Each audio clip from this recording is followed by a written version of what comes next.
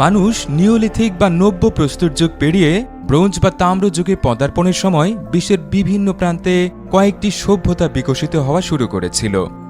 এর মধ্যে দক্ষিণ এশিয়ার সিন্ধু ও গঙ্গা নদীর অববাহিকায় মহেঞ্জোদারো এবং হরপ্পান সভ্যতা, ইয়াংজি নদীর তীরে চৈনিক সভ্যতা, মধ্যপ্রাচ্যের টাইগ্রিস এবং ইউফ্রেটিস নদীর মাঝে সুমেরীয় সভ্যতা এবং আফ্রিকার নীল নদের দুই কূলে গড়ে ওঠা মিশরীয় সভ্যতা বিশেষভাবে উল্লেখযোগ্য। তবে এই সভ্যতাগুলোর সীমান্ত এলাকাতেও এ সময় কিছু প্রান্তিক জনপদের গোড়াপত্তন করা হয়েছিল। কালের পরিক্রমায় এমন কয়েকটি জনপদ মানব ইতিহাসে মহা গুরুত্বপূর্ণ হয়ে ওঠে। এমন একটি সুপ্রাচীন জনপদের নাম জেরুজালেম। একই সাথে ঐতিহ্যবাহী এবং ঐতিহাসিক এই প্রাচীন জনপদ সম্পর্কে আপনাদের বিস্তারিত জানাতে এই ভিডিওটি তৈরি করা হয়েছে। চলুন তবে আর দেরি না করে আদ্যপান্তর এই পর্বে মধ্যপ্রাচ্যের এই সুপ্রাচীন জনপদটি সম্পর্কে বিস্তারিত জেনে আসি।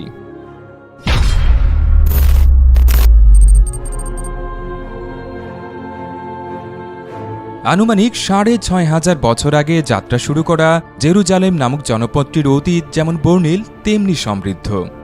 প্রত্নতাত্ত্বিকদের গবেষণা অনুযায়ী ভূমধ্য সাগর এবং ডেড সির মধ্যবর্তী জুডাইয়ান পর্বতমালার একটি উপত্যকায় যাযাবর পশুপালকরা ব্রোঞ্জ যুগের শুরুতে প্রথম একটি অস্থায়ী বসতি স্থাপন করেছিল। কারণ চারদিকে রুক্ষ পাথুরে এলাকার মাঝে ওই টিলার উপর অবস্থিত একটি ঝর্ণা আদিম সেই রাখাল ও তাদের পশুদের পানির চাহিদা মেটাত। বর্তমান জেরুজালেম শহরের দক্ষিণ পূর্ব প্রান্তে একটি টিলার উপর স্থাপিত সেই বসতিতে মানুষের স্থায়ী বসবাস শুরু হয় এর কয়েকশো বছর পর।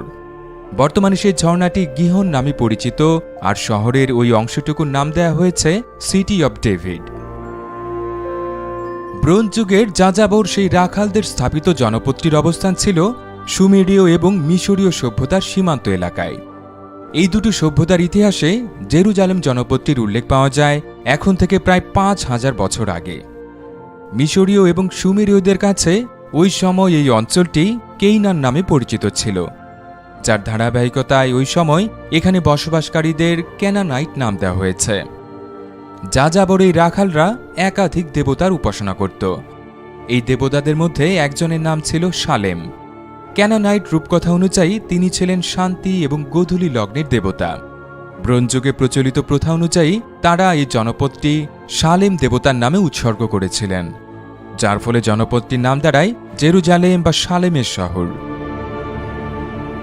জেরুজালেম নামের একটি অর্থ শান্তির শহর, কিন্তু দুর্ভাগ্যজনকভাবে এই শহরটি সবসময় দুটো পরাশক্তির সীমান্ত এলাকায় অবস্থিত ছিল। ব্রোঞ্জ যুগে জনপদ কেন্দ্র করে মুখোমুখি যুদ্ধ হয়েছে মিশরীয় এবং হিট্টাইট সাম্রাজ্যের মধ্যে। এরপর লৌহ যুগে পার্সিয়ান এবং রোমান সাম্রাজ্যের মধ্যেও রক্তক্ষয়ী এই বিবাদ অব্যাহত ছিল। এরপর মধ্যযুগে অটোম্যান এবং বাইজেন্টাইন সাম্রাজ্যের মধ্যেও কয়েক দফা হাতবদল হয়েছে এই শহরের মালিকানা, এবং প্রায় প্রতিবারই তার আগে বিপুল পরিমাণ প্রাণহানি ও রক্তপাতের মতো বীভৎস ঘটনা সাক্ষী হয়েছে পৃথিবী।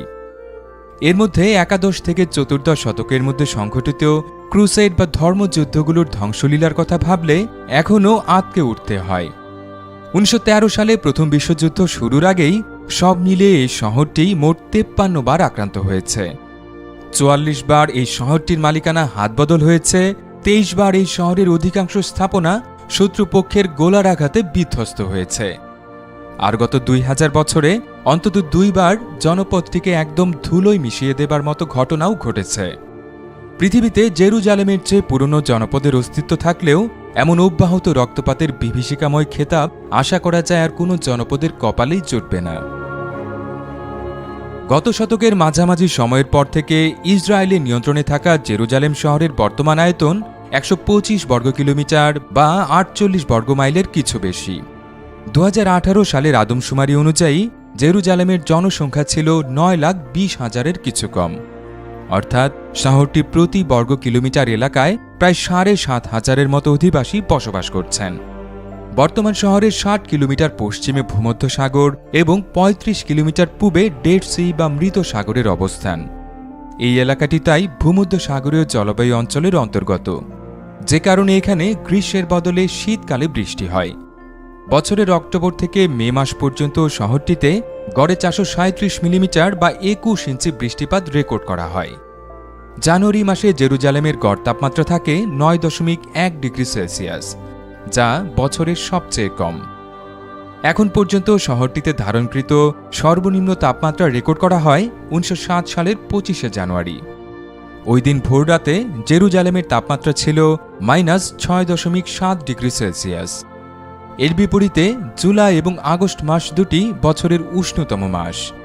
এ সময় জেরুজালেমের গড় তাপমাত্রা থাকে ২৪.২ ডিগ্রি সেলসিয়াস।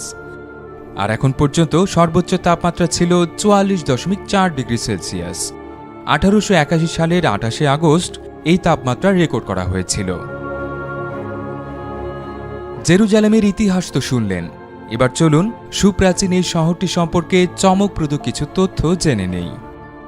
৬৫০০ বছরের পুরনো একটি জনপদ ঘিরে প্রত্নতাত্ত্বিকদের তীব্র আকর্ষণ থাকাটা খুবই স্বাভাবিক। তাদের গবেষণার চাহিদা মেটাতে পুরো জেরুজালেম শহরে প্রায় ২,০০০ খনন প্রকল্প সক্রিয় রয়েছে। আর এসব প্রকল্প থেকে উদ্ধার হওয়া বিভিন্ন বস্তু প্রদর্শনের জন্য ছোট্ট এই শহরে জাদুঘরের সংখ্যা ৬০টি। আর্কিওলজিস্টদের পাশাপাশি ডাইনোসরের মতো সুদূর অতীতে বিলুপ্ত হওয়া প্যালিওন্টোলজিস্টদেরও চাহিদা মেটানোর খোরাক রয়েছে জেরুজালেম শহরে।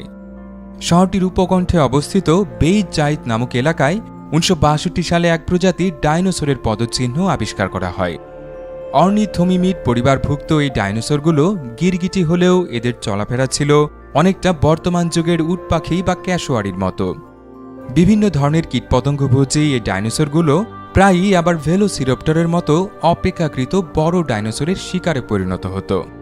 পদচিহ্নগুলো জেরুজালেমের হিব্রু বিশ্ববিদ্যালয়ে সংরক্ষিত অবস্থায় আছে। জেরুজালেমের সিটি অব ডেভিড নামক অংশের পূব প্রান্ত ঘেঁষে রয়েছে মাউন্ট অব অলিভ বা জলপাই পাহাড় নামক একটি টিলা। এই টিলার একদিকে রয়েছে বিশ্বের সবচেয়ে পুরনো সমাধিস্থল, যা এখনও নিয়মিত ব্যবহার করা হচ্ছে। ধারণা করা হয় প্রায় ৩,০০০ বছরের পুরনো এই সমাধিস্থলে কমপক্ষে ১.৫ লাখ সমাধি রয়েছে। আর এই সমাধিস্থলে সগর্বে দাঁড়িয়ে থাকা কয়েকটি জলপাই গাছের বয়স প্রায় ১,০০০ বছরের কাছাকাছি। হানাদার বাহিনীর আগ্রাসন এবং বিভিন্ন সন্ত্রাসী সংগঠনের অপতৎপরতা থেকে অধিবাসীদের সুরক্ষা নিশ্চিতে পুরনো জেরুজালেম শহরের পুরোটাই উঁচু দেয়াল দিয়ে ঘেরা। সব মিলিয়ে দেয়ালটির দৈর্ঘ্য ৪.৫ কিলোমিটার। পাথরের তৈরি দেয়ালটি ৪০ ফুট উঁচু এবং ৮ ফুট চওড়া। দেয়ালের পরিধি জুড়ে মোট ৩৮টি পর্যবেক্ষণ টাওয়ার অবস্থিত। আর শহরের প্রবেশের জন্য আছে ৭টি সুপরিসর দরজা। অতীতে এই দরজার সংখ্যা ছিল ৮টি। এর মধ্যে সবচেয়ে তাৎপর্যপূর্ণ দরজাটির নাম গোল্ডেন গেট। এটি ৬৪৮ সালে নির্মাণ করা হয়, কিন্তু ১৬শ শতক থেকে এই দরজাটি সিলগালা অবস্থায় রয়েছে। এই জেরুজালেম শহরের কেন্দ্রে অবস্থিত টেম্পল মাউন্ট নামক এলাকাটি সম্ভবত পৃথিবীর সবচেয়ে বেশি সংখ্যক মানুষের চোখে পবিত্র স্থান হিসেবে গণ্য হওয়া এলাকা। ৮ম শতকে উমাইয়াদ রাজবংশের শাসকরা এখানে ইসলাম ধর্মের তৃতীয় পবিত্রতম স্থান আল-আকসা মসজিদ নির্মাণ করেন। বর্তমানে স্থাপনাটির চূড়ায় চোখ ধাঁধানো সোনালী রঙের একটি গম্বুজ বসানো আছে। ইহুদি এবং মুসলিম উভয় সম্প্রদায়ের মানুষই এখানে গণপ্রার্থনায় অংশ নেন। কমপক্ষে গত ২,০০০ বছর ধরেই জেরুজালেম নামক জনপদটির অর্থনীতি পুরোপুরি পর্যটন খাতের উপর নির্ভরশীল। বিশেষ করে ইহুদি, খ্রিস্টান এবং ইসলাম এই ৩ ধর্মের অনুসারীদের কাছে এই শহরটি গুরুত্বপূর্ণ তীর্থস্থান হিসেবে বিবেচিত হয়, যার ফলে প্রতি বছর বিপুল পরিমাণ তীর্থযাত্রী পুণ্য অর্জনের অভিপ্রায়ে এখানে উপস্থিত হন। ইসরায়েলের সরকারি পরিসংখ্যান অনুযায়ী প্রতি বছর দেশটিতে আসা পর্যটকদের শতকরা ৭৫ ভাগই জেরুজালেম ভ্রমণের উদ্দেশ্যে ইসরায়েলে আসেন। ১৯৬০-এর দশকে পুরো জেরুজালেম শহরটি ইসরায়েলের নিয়ন্ত্রণে চলে আসে। তার আগ পর্যন্ত শহরের পূর্বাঞ্চল জর্ডানের নিয়ন্ত্রণে ছিল। ১৯৬৭ সালে জর্ডান, লেবানন, মিশর, ইরাক এবং সিরিয়ার মতো আরব দেশগুলো ইসরায়েলের সীমান্ত এলাকায় আক্রমণ চালায়, যার পাল্টা জবাব দিতে গিয়ে জর্ডান, লেবানন এবং মিশরের বিস্তীর্ণ এলাকায় নিয়ন্ত্রণ প্রতিষ্ঠা করে ইসরায়েলি সেনাবাহিনী। গত শতকে ৯০-এর দশকে অবশেষে অধিকৃত এলাকার সিংহভাগ ফিরিয়ে দেয় ইসরায়েল।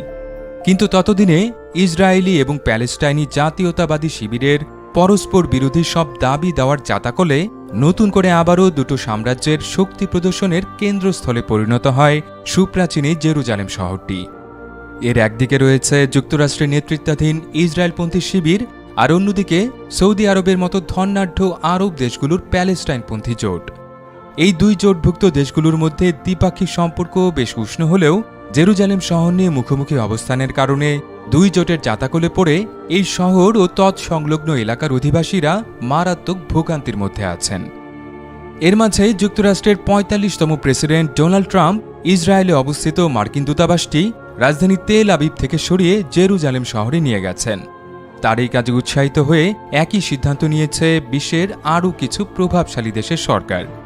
এর ধারাবাহিকতায় জেরুজালেম শহরটি আবারও অশান্তি শহরে পরিণত হতে পারে বলে আশঙ্কা করা হচ্ছে।